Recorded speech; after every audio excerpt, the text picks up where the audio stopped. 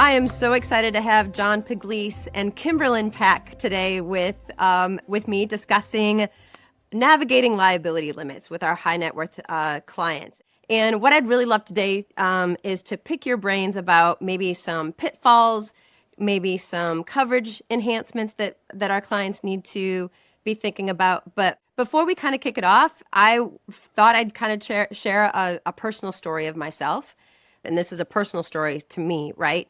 I have two boys, and several years ago, our youngest was a new driver, and he and my husband were driving down about an hour and a half away to watch my older son play soccer. And just like it does on any interstate, all of a sudden traffic just stops on a dime, right? And he was following my husband because he was going to come back earlier that evening. And my husband veered off to the shoulder to not rear end the person in front of him.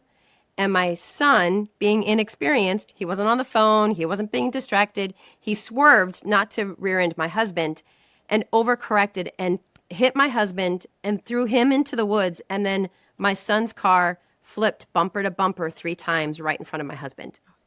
And there was no negligence. He wasn't goofing around. He wasn't preoccupied. He wasn't on the phone.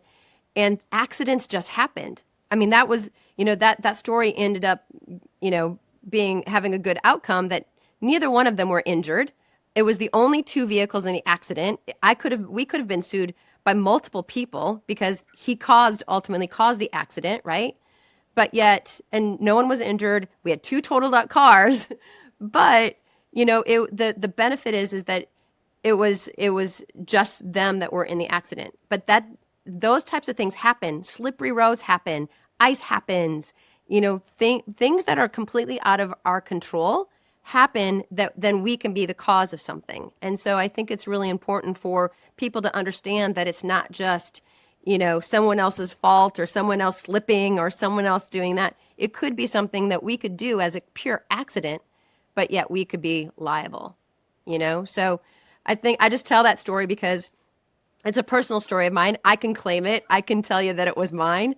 But I think that's those types of things that we just need to be, tell our clients to be cautious because it could be something that is completely a true accident, so to say. I'd love to kind of get down to basics. I know that I've been in this business for decades. I'm not going to say how many decades, but I've been in this business for a very long time. And I know that this has been kind of an evolving type of coverage and evolving type of exposures that our clients are having to deal with. And so I'd love to, Kimberlyn, I'm going to actually start with you. And I want to kind of get back to basics and really kind of find out, what exactly are the exposures and the things that we need to be speaking to our clients about. What are the things that maybe they haven't thought of before that they should be thinking about? So when you think about liability, the most basic thing you think about is a trip and fall scenario. But there's a lot of other things that can happen that someone could be held liable for. If you're living in a multi-unit building, for example, you can have an AC unit that's clogged and it's trickling water down to all your neighboring units. Maybe you don't find out about it until extensive damage is done to the neighbor below. Something like that would fall under liability. Something like having vendors come into your home or even guests coming into your home, having a dinner party. Are you serving alcohol at that dinner party?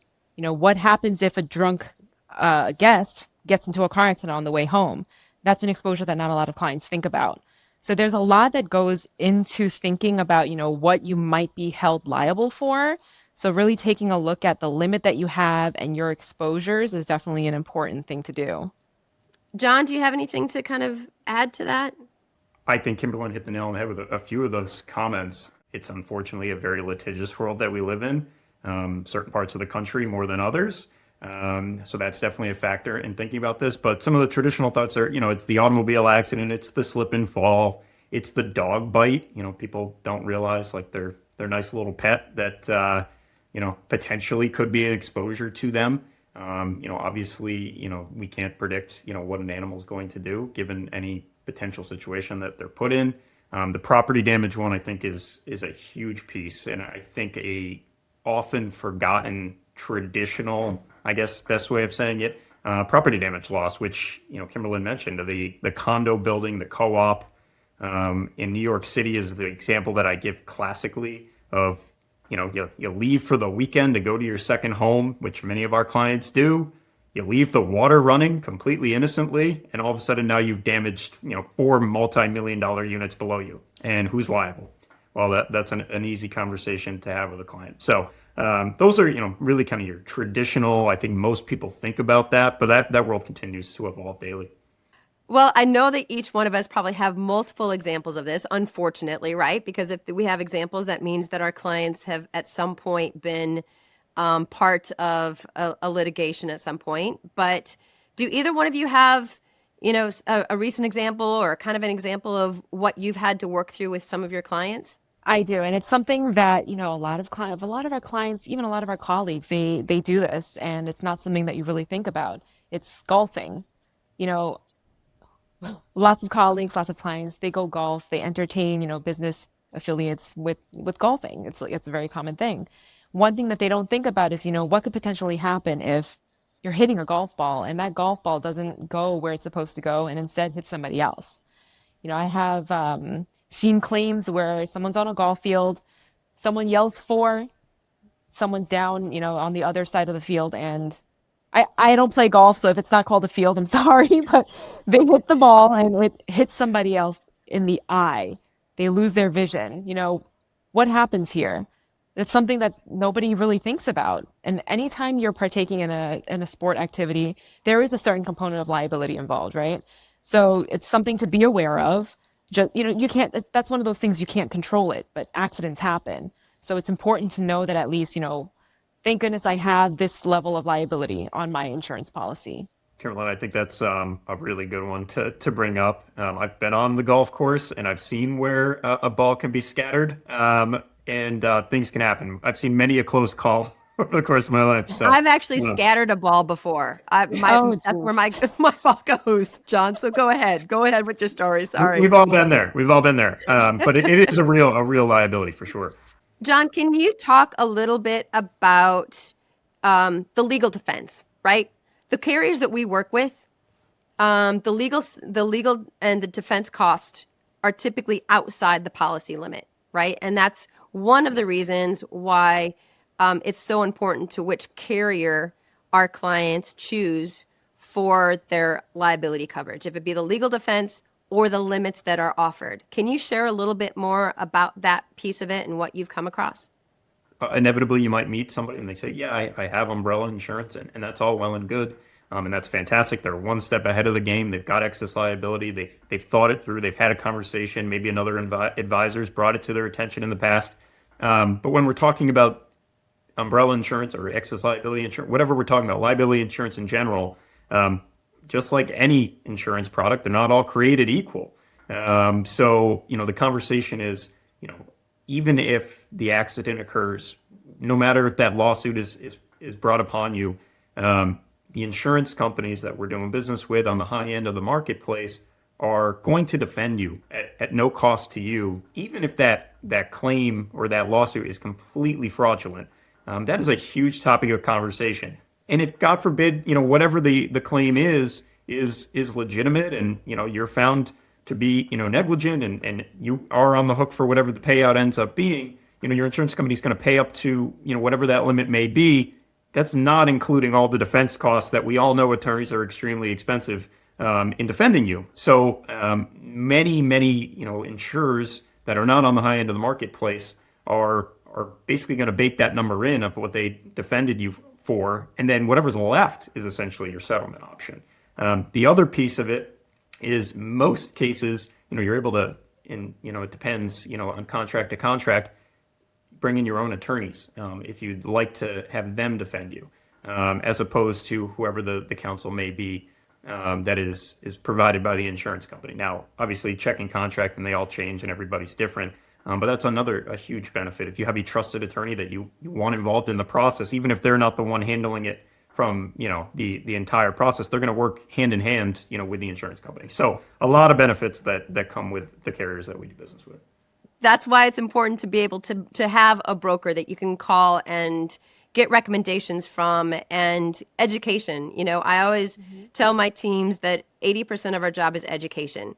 We deal with very successful, smart people, individuals, families that they've gained their wealth for being probably pretty intellectual. And one of the things is I figure that if we can, teach them and educate them about what they have and what they don't have, they can make the educated decision about what is a good choice for them, right? But our job is educating what the coverages are and what are the options out there that are available.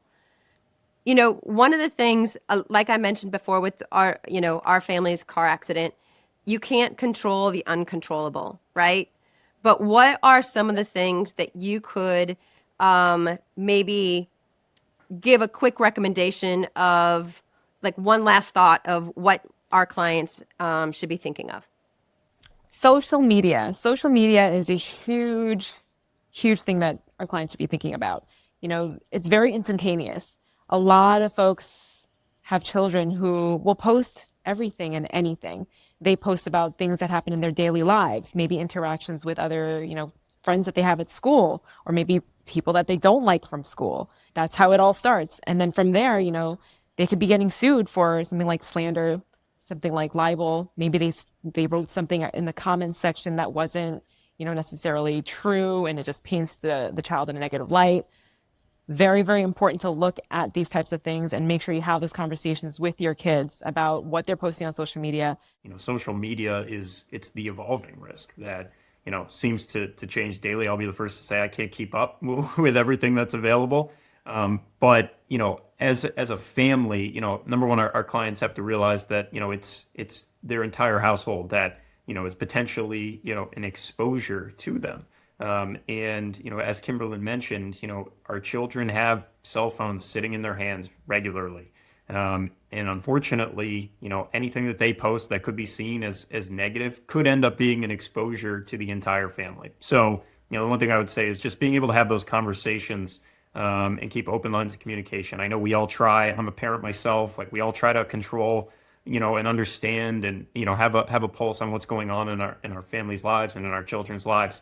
But it can change instantly. So just knowing that these exposures are continuing to evolve and that it is something that could be an issue. Just knowing that these are continuing to evolve exposures, and keep it on our radar. Well, we need to wrap up here, but I want to thank you all both so much for giving us your insights and your expertise. I've always said that it's great to hear another person's perspective, right? And I can always gain little tidbits and nuggets of knowledge from other colleagues. And so I did that today. So thank you so much for both joining me in this podcast. If anyone on the listening wants to learn a little bit more, we do have a website you can go to. It's www.whatsmyliability.com. I recommend that you go there, reach out to any of us, and we can help you navigate some of those conversations. And as always, stay informed and stay protected. We'll see you guys on the next episode. Thanks so much.